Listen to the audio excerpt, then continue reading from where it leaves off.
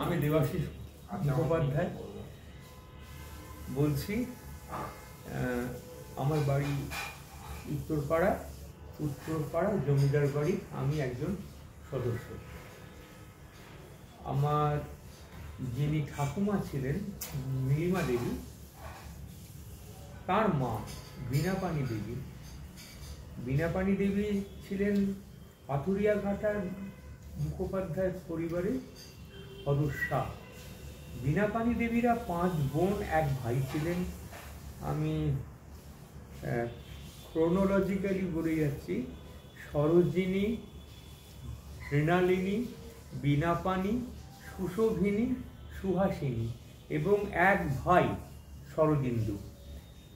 আমি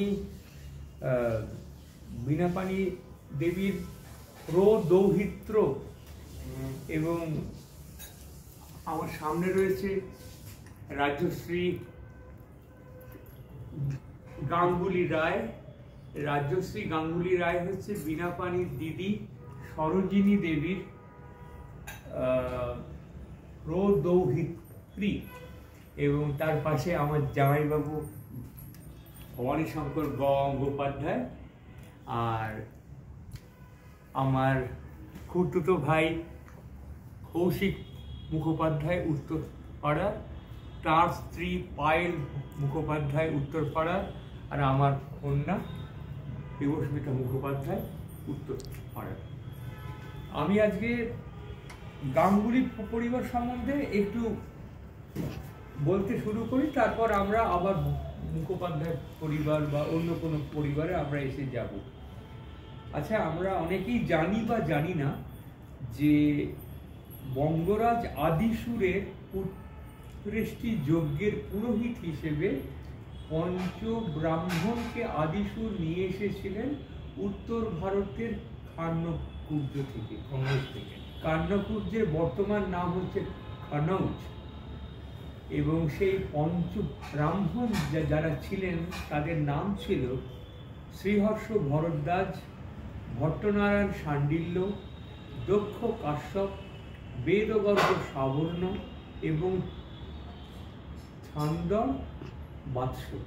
তারা উত্তর ভারতের কান্যকুব্জ থেকে আনুমানিক 942 খ্রিস্টাব্দে বঙ্গদেশে এসেছিলেন, এবং তাদের পুত্রেষ্টিযোগ্য হওয়ার পর মানে বঙ্গরাজ আদিসুরের পুত্রেষ্টিযোগ্য হওয়ার পর আদিসুর একটি মানে আদিসুরের যিনি স্ত্রী, তিনি একটি পুত্র সন্তান প্রসব করেন, তার নাম হয় ভূসুর। সেই আনন্দে বঙ্গরাজ আদিসুর এই পঞ্চব্রাহ্মণকে এবং তাদের 56টি পুত্র সন্তান, মতান্তরে 59টি পুত্র সন্তানকে বঙ্গদেশে পাকাপাকিভাবে থাকার অনুরোধ করেন, মানে বসবাস করার অনুরোধ করেন।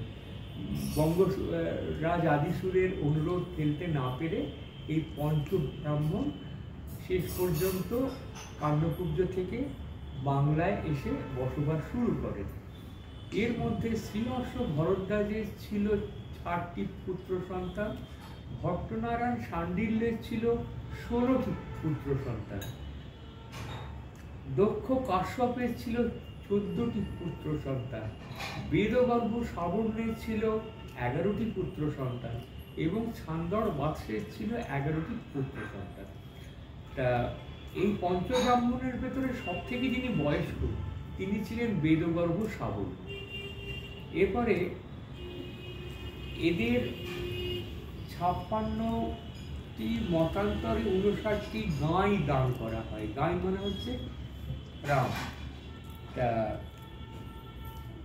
ভরদ্বাজ গোত্রীয় শ্রীহর্ষ ভরদ্বাজের যে বড় ছেলে শ্রীগর্ভ, তার আরেকটা নাম হচ্ছে ধুরন্ধর, তাকে দেওয়া হয় বাঁকুড়া জেলার অম্বিকানগর মহকুমার অন্তর্গত মুখোটি গ্রাম। এই মুখোটি গ্রামের উপাধ্যায় থেকে মুখোপাধ্যায় নামটা কিন্তু এসেছে। এরপর যিনি ভট্টনারায়ণ শাণ্ডিল্য, তার যিনি বড় ছেলে, তার নাম ছিল বরাহমিহির। বরাহমিহিরকে দেয়া হয় বীরভূম জেলায় অবস্থিত কানা নদীর ধারে বন্দ্যোঘাটি গ্রাম। বন্দ্যোঘাটি গ্রামের উপাধ্যায় থেকে বন্দ্যোপাধ্যায় পদবিটা এসেছে।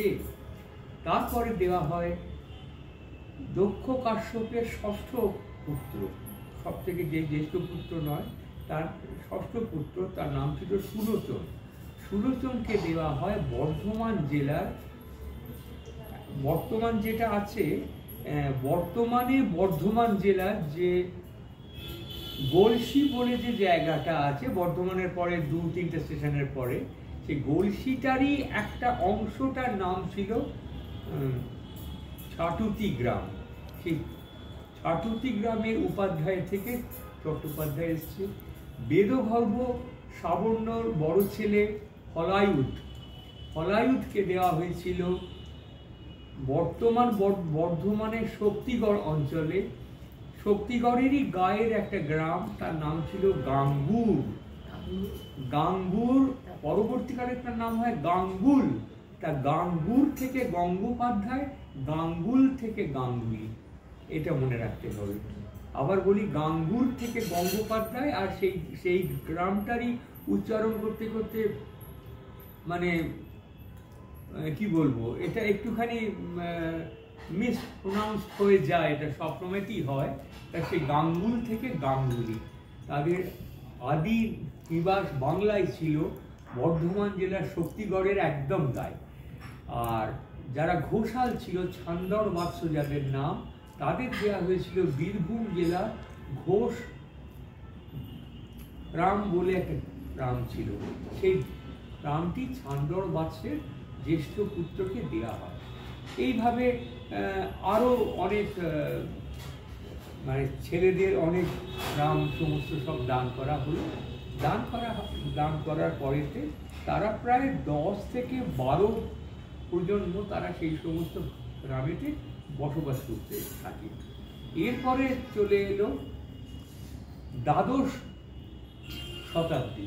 দ্বাদশ শতাব্দীতে বঙ্গরাজ তখন হচ্ছে বল্লাল সেন, মানে সেন বংশের তৃতীয় রাজা হচ্ছে বল্লাল সেন। সেই বল্লাল সেন কয়েকটা বিশেষ কারণে, যে কারণগুলো আমার খামারগাছি জাংশন বইটাতে খুব ভালো করে লেখা আছে, আপনাদের সকলকেই বলবো যে বইটা সংগ্রহ করুন। তাই সেখানে এই বল্লাল সেন 9খানি আবশ্যিক গুণ যদি কোনো ব্রাহ্মণ অথবা কায়স্থর ভেতরে থাকতো, তাকে সে কুলীন, তিনি তখন তাকে কুলীন আখ্যা দিতেন। 9খানা গুণে সমৃদ্ধ হওয়ার জন্যেই তাদের বলা হতো নবগুণ সম্পন্ন বল্লালী মর্যাদা প্রাপ্ত কুলীন। এই কুলীন যে শুধু ব্রাহ্মণরাই, ব্রাহ্মণরাই হয়েছিলেন তা নয়, ব্রাহ্মণদের সঙ্গে ঘোষ, বোস, গুহ, মিত্তির এবং দত্ত, এই 5টি পদবীধারী কায়স্থরাও কান্নপূজ্য থেকে এখানে আসেন। এবং তার ভেতরেতে একমাত্র দত্তরা এই মানে কুলীনটা গ্রহণ করেননি। এছাড়া ঘোষ, বোস, গুহ, মিত্র, ঘোষ মানে হচ্ছে সৌকালীন গোত্রীয় ঘোষ, বোস মানে হচ্ছে গৌতম গোত্রীয় বোস, মিত্র হচ্ছে বিশ্বামিত্র গোত্রীয় মিত্র, এবং গুহ হচ্ছে মৌদ্গল্য গোত্রীয় গুহ। যাই হোক, এরাও কুলীনত্ব পান আর কি, এরাও কুলীন হন।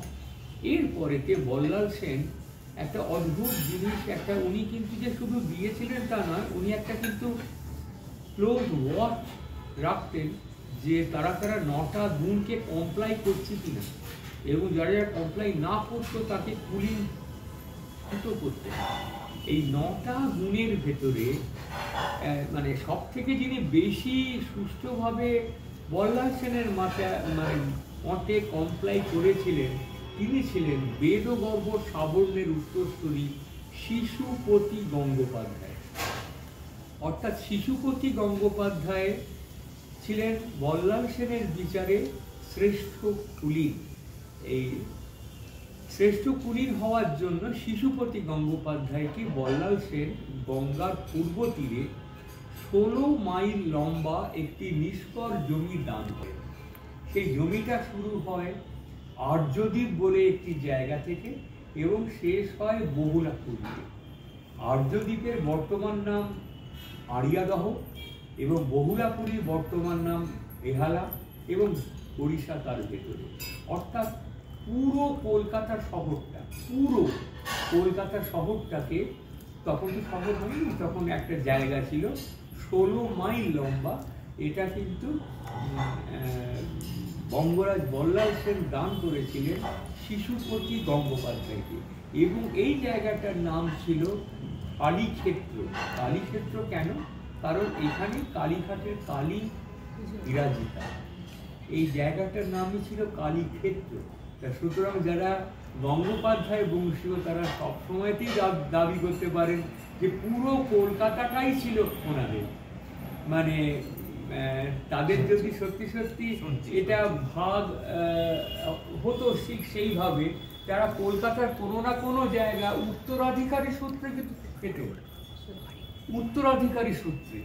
তারপরে পরবর্তীকালে কেউ পূর্ববঙ্গে চলে যান, কেউ উত্তরবঙ্গে চলে যান, সেগুলো নানা কারণের জন্য হয়।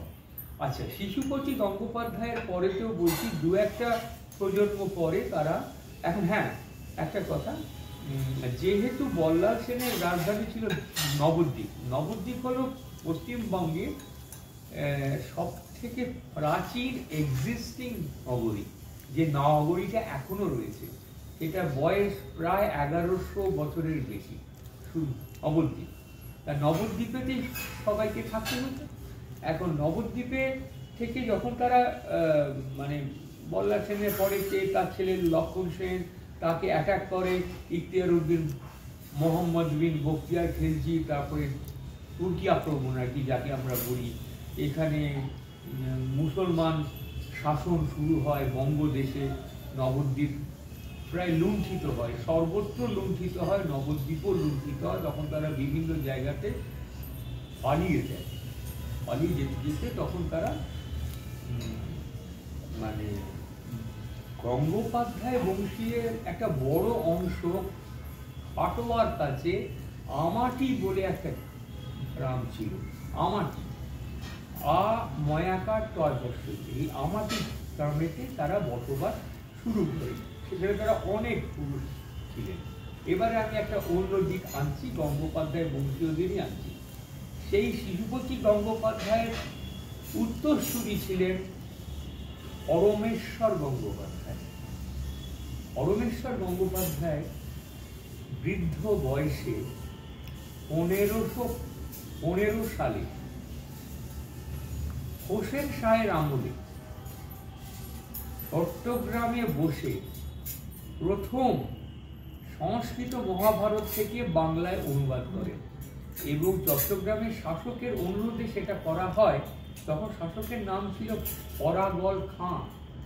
সেই জন্যে পরমেশ্বর গঙ্গোপাধ্যায় রচিত মহাভারতকে বলা হয় পরাগলি মহাভারত, যার উল্লেখ বাংলা সাহিত্যের ইতিহাসে রয়েছে। এই পরমেশ্বর গঙ্গোপাধ্যায়ের যিনি তৃতীয় পুত্র বোধহয় হবে, আমি এক্স্যাক্টলি বলতে পারবো না যে তৃতীয় পুত্র না দ্বিতীয় পুত্র, তার নাম ছিল পঞ্চানন গঙ্গোপাধ্যায়।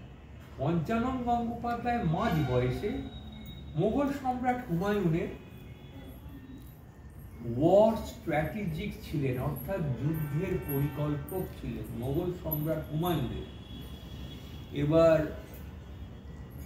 প্রথমে তো হুমায়ুন হেরে যান শেরশাহর কাছে, উনি দিল্লির সিংহাসনচ্যুত হন। তারপরে শেরশাহর ছেলে, শেরশাহ অল্প বয়সে মারা যায়, তারপর তার ছেলেও মারা যায়।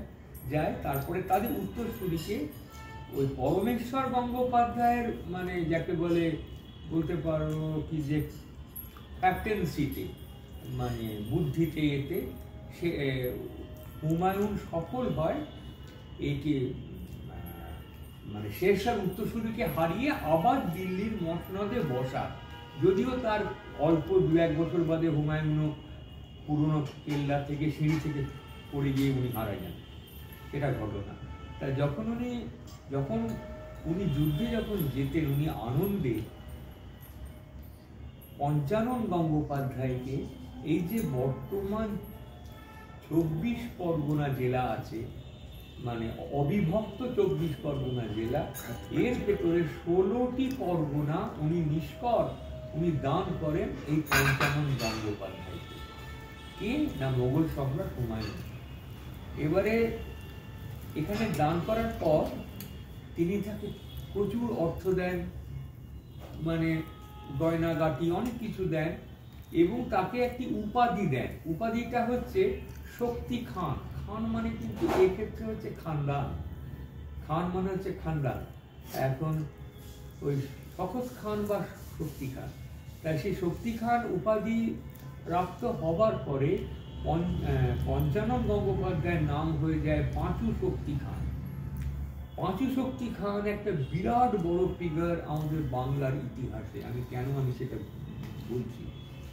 পাঁচু শক্তি খান এর আগে আমাতি থেকে ওরা ত্রিবেণীর কাছে গোহট্ট গোপালপুরে উনি থাকতেন। এরপরেতে উনি মানে হুমায়ুন মারা যাবার পর উনি মোগল মানে সেনাপতির পদ থেকে অবসর নেবার পর উনি শিফট করেন হালি শহরে, উল্টো দিকে। হালি শহরের নাম কেন হয়েছে সেটা হচ্ছে যে হালি শহরের আগের নাম ছিল হাভেলি কা শহর। হাভেলি শহর থেকে হালি শহর হয়েছে। কার হাভেলি ছিল না মোগলদের সেনাপতিদের ছাউনি ছিল, বড় বড় বাড়ি ছিল। এখন যেহেতু মোগলদের সেনাপতিদের ছাউনি ছিল, তা পাঁচু শক্তি খানের ওখানে থাকাটা অনেক বেশি সেফ আর কি, অনেক বেশি মানে হচ্ছে যে সিকিওর। সেই জন্যে উনি গোহট্ট গোপালপুর ত্যাগ করে উনি হালি শহরে এসে বসবাস শুরু করেন। শুরু করেই উনি প্রথম যেটা করেন, হালি শহরে চতুষ্পাটি খোলা উনি পরিকল্পনা করেন। অর্থাৎ হালি শহরে উনি সংস্কৃত টোল উনি খুলতে থাকেন। সেই জন্য দেখা যায় যে বিভিন্ন জায়গা থেকে কুমাররা আসতো। কুমার মানে যারা অল্প বয়সী যারা, এবং সেখানে কুমারের মানে একটা হট্টগোল মতো হয়ে যেত। মানে সব সময়তে বাচ্চা বাচ্চা ছেলে মেয়েদের, মানে ছেলেদের আর কি, ওর মানে কলরব শোনা যেত হালি শহরে। সেই জন্য হালি শহরে আরেক নাম হচ্ছে কুমার হট্ট। সেই থেকে এরপরেতে যখন পাঁচু শক্তি খান মানে হালি শহরটা যখন স্যাচুরেটেড হয়ে গেল সংস্কৃত টোলেতে, তখন উনি আরেকটা জায়গাতে ও তারই এলাকার মধ্যে আরেকটি জায়গাতে তিনি কি করলেন না উড়িষ্যা ও দক্ষিণ ভারত থেকে যজুর্বেদীয় পণ্ডিত তিনি আনয়ন করলেন। এরা ছিলেন সামবেদীয় পণ্ডিত, মানে যেটা হালি শহরে। উনি কি করলেন না যে যজুর্বেদীয় পণ্ডিত উনি আনয়ন করলেন উড়িষ্যা ও দক্ষিণ ভারত থেকে, এবং তাদের জন্য বাড়ি ঘর দৌড় সব কিছু দিলেন, যে জিনিসটা উনি হালি শহরে করেছিলেন সামবেদীয় পণ্ডিতের জন্য। তা সেই জায়গাটার পরবর্তীকালে নাম হলো ভট্টপল্লী, আজ যার নাম ভাটপাড়া। অর্থাৎ ভাটপাড়া সৃষ্টি করেছেন পাঁচু শক্তি খান। এবারে তিনি কি করলেন, তিনি বিভিন্ন জায়গা থেকে কেমন আস্তে আস্তে আস্তে আস্তে ডেভেলপ করছেন পাঁচু শক্তি খান। বিভিন্ন জায়গা থেকে তিনি স্বর্ণকার আনলেন। স্বর্ণকার বলতে সোনা রূপো এই সমস্ত কাজেরও দরকার হয় তো মানুষের জনজীবনে, সেখানে তাদের একটি জায়গা দিলেন। জায়গা দিয়ে বললেন যে তোমরা কাজ করো, তোমরা তোমাদের এই কাজ করো আর কি, মানে তোমরা স্যাকরার কাজ করো। তা সেই জায়গাটার স্বর্ণকারদের একটা আড়ত হয়ে যায় সেই জায়গা। এখন সেই জায়গাটার পরবর্তীকালের নাম হয় কাঞ্চনপল্লী, আজ যার নাম কাঁচরাপাড়া। এরপরেতে উনি পূর্ব বাংলা থেকে, তখন তো